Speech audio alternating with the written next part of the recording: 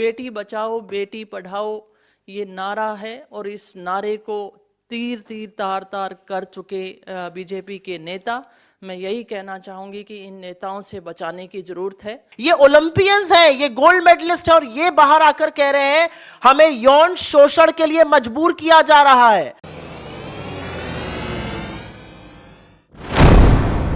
मैं यही कहना चाहूंगी कि जब समाज से कोई लड़की निकलकर अपने आप को आगे बढ़ाना चाहती है तो सबसे पहली लड़ाई उसकी समाज से होती है, और वो उन जद्दोजहद से निकलकर दिन रात एक करके पसीना बहा के खून बहा के और देश के लिए पदक जीतने की सोचती है। और जब वो इस मुकाम पे जा रही होती है तो उसके बीच में एक खबर आती है कि रेसलिंग फेडरेशन ऑफ इंडिया के जो प्रेसिडेंट हैं ब्रिजभूषण शरण जी, वो यौन शोषण करते हैं। और ये उस बेटी के द्वारा आरोप लगाए गए हैं जिसमें माननीय प्रधानमंत्री जी ने कहा था कि तुम हमारी बेटी हो, और उसी बेटी ने एक सवाल कल दागा है कि इस देश में बेटी पैदा होनी ही नहीं चाहिए। इससे ज़्यादा तकलीफ़ की बात, दर्द की बात क्या हो सकती है।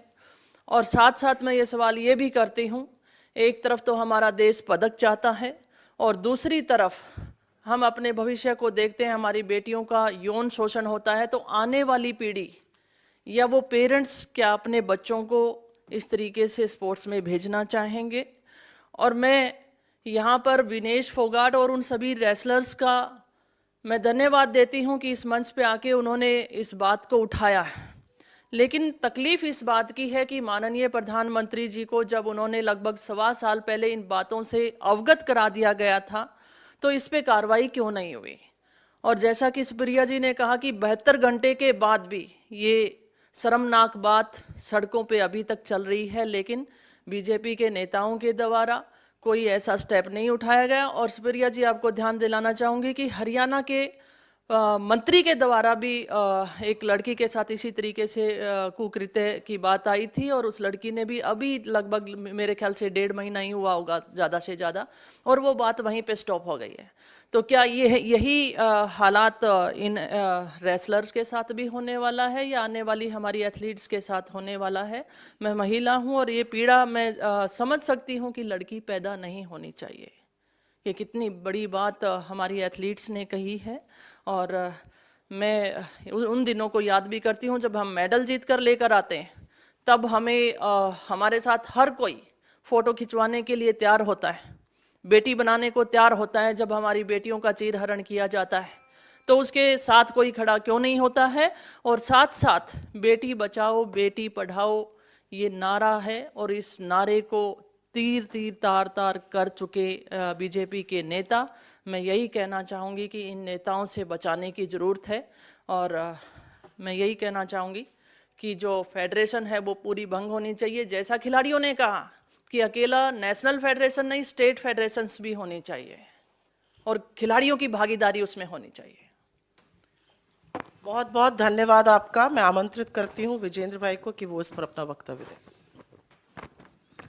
जी नमस्कार आप सबको। थोड़ी देर पहले मैं जंतर मंतर गया था और पहलवानों का साथ देने, मेरे साथियों का साथ देने, मेरी बहनों का साथ देने मैं था वहाँ पे। और एक मुक्केबाज होने के नाते, एक साथी होने के नाते मैं वहाँ गया था। और वो आए, धीरे धीरे रेसलर आएंगे वहाँ पे, उनको बताया, मेरी फ़ोन पे बात हुई, लेकिन मेरी पीसी थी इसलिए मेरे को यहाँ आना पड़ा। लेकिन जो उन्होंने आरोप लगाए हैं वो बहुत स्ट्रॉन्ग आरोप हैं एक नेता पर, एक फेडरेशन के चीफ के ऊपर। और मैं मानता हूं कि इसके ऊपर इतनी देर लंबी चुप्पी साधना प्रधानमंत्री जी द्वारा वो एक बहुत निंदनीय है और एक शर्मनाक है, जो मैं मानता हूं। और इसमें जल्द से जल्द कार्रवाई हो। जो आरोप है बहुत संगीन है। एक भिवानी का, एक हरियाणा का लड़का होते हुए मैं ये मांग करता हूँ इसमें जल्द से जल्द कार्रवाई हो और आईपीसी की जो भी धारा लगती है उनके तहत इसके ऊपर एक्शन लिया जाए। गवर्नमेंट विद अ डिफरेंस थी, और डिफरेंस ये था कि जब बेटियों पर इस तरह के कुकृत्य होंगे, शोषण होगा, तो ये सरकार अपनी आंख पर पट्टी बांध लेगी। ये सरकार कहती थी हमें इंटरफेरेंस पॉलिटिकल नहीं चाहिए। बैडमिंटन फेडरेशन ऑफ इंडिया के हेड कौन है? हेमंतो बिस्व शर्मा।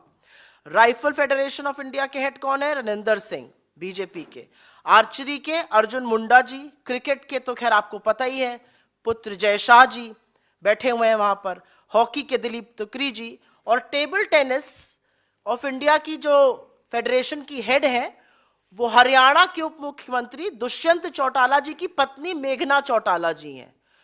तो ये जो लोग बात करते थे पॉलिटिकल इंटरफेरेंस की, मिनिमम गवर्नमेंट मैक्सिमम गवर्नेंस की, उनके कुछ नाम मैंने आपको गिना दिए हैं।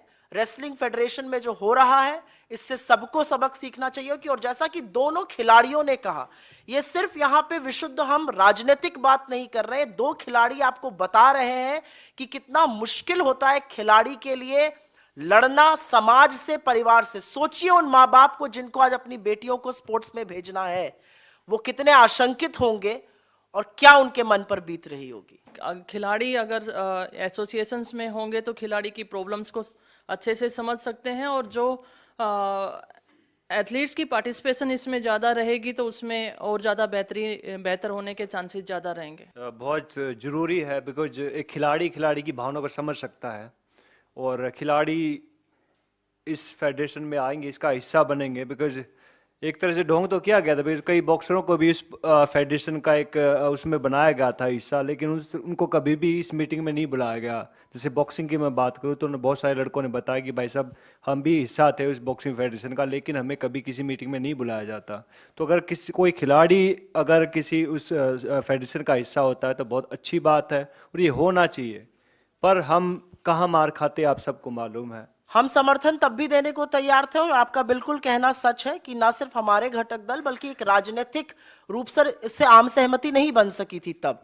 लेकिन आप बिल्कुल सही कह रहे हैं, आपके पास प्रचंड बहुमत है, आपका मन आता है, आप सुबह उठते हैं और आपको लगता है एक लॉ बन जाना चाहिए, आप लॉ ऑर्डिनेंस से बना देते हैं और अध्यादेश से वो पारित होकर कानून बन जाता है। लेकिन मैंने तो आपको फेडरेशन, रेसलिंग फेडरेशन तो छोड़ दीजिए, मैंने तो आपको हिंदुस्तान की तमामों स्पोर्ट्स फेडरेशन, चाहे वो बैडमिंटन हो, चाहे वो टेबल टेनिस हो, चाहे वो हॉकी हो, क्रिकेट हो, आर्चरी हो, राइफल हो, मैंने तो आपको सबके नाम गिना दिए, और इस सब पर भाजपा के नेता बैठे हुए हैं। तो डिफरेंस क्या है? और पॉलिटिकल सहमति इस पर बननी चाहिए, ये एक अलग डिबेट है। लेकिन जो आज का मुद्दा है वो बहुत बड़ा मुद्दा है। आपकी बात सही है, इस पर डिबेट होना चाहिए, पॉलिटिकल इंटरफेरेंस जितनी कम हो अच्छी बात रहेगी।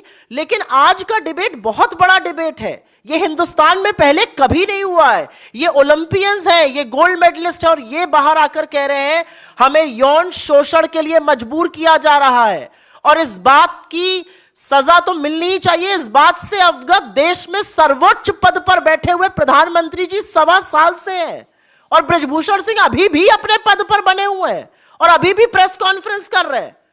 मतलब मुझे समझ में नहीं आता है कि बेशर्मी की और असंवेदनशीलता की कोई हद है सरकार में। आपने अजय मिश्रा, नैतिकता कहां है? नैतिक धुरी ये कहती है आपका नाम आया और ऐसे आक्षेप में आया, आपको तुरंत रिजाइन कर देना चाहिए। लेकिन नैतिकता तो सर्वोच्च पद की भी पूछी जाएगी ना। आज जब विनेश फोगाट ने बोला कि मैंने प्रधानमंत्री को अक्टूबर 2021 में इस मामले से अवगत कराया था, तो मेरा सिर्फ एक सवाल है, मोदी जी ने क्या किया? क्यों आंख पर पट्टी डाले वो आज बैठे रहे कि ये खिलाड़ी सड़क पर सार्वजनिक रूप से उतरने को मजबूर हुए हैं और आज कुछ मीटिंग्स करी जा रही हैं। आपको लगता है कि हिंदुस्तान की वो ध्वजवाहक, वो सेलिब्रेटेड एथलीट्स जो ओलंपिक में गोल्ड जीतते हैं, एशियाड में गोल्ड जीते, वो हमारी साजिश के तहत आकर सड़क पर बैठेंगी? ये वो शेरनियां हैं जो बड़े बड़ों के खुद चारों खाने चित्त कर देती हैं, उनकी आंख के आंसू नहीं दिख रहे हैं बृजभूषण सिंह को? I think more than anything else the conspicuous silence of this government.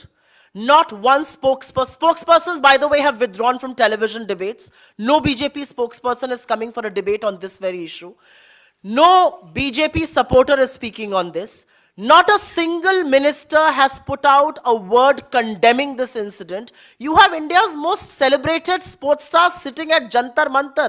It is unprecedented. And more than anything else, the institutions that are meant to safeguard women, sports persons, what are they doing? NCW is very quick to lodge any complaint. NCW को तो आपको बोलना नहीं पड़ता है, वो तो एक ट्वीट कर दीजिए, अगर बीजेपी वाला कर देता है तो वो लपक के पहुंच जाती हैं। आज कहां है NCW? और क्यों नहीं? अब वो इंतजार कर रही है कि कोई आकर उनको कंप्लेन करेगा, वो सुओ मोटो इसका कॉग्निसेंस क्यों नहीं ले रही है? मुझे ऐसा लगता है इस मामले का सुप्रीम कोर्ट को सुओ मोटो कॉग्निसेंस लेकर बर्खास्त और भंग करना चाहिए फेडरेशन, और एक इंक्वायरी सेटअप करनी चाहिए, क्योंकि इस देश के प्रधानमंत्री भी ये सारी बातें सुनकर चुप क्यों बैठे थे, ये अपने आप में एक बहुत बड़ा सवाल है।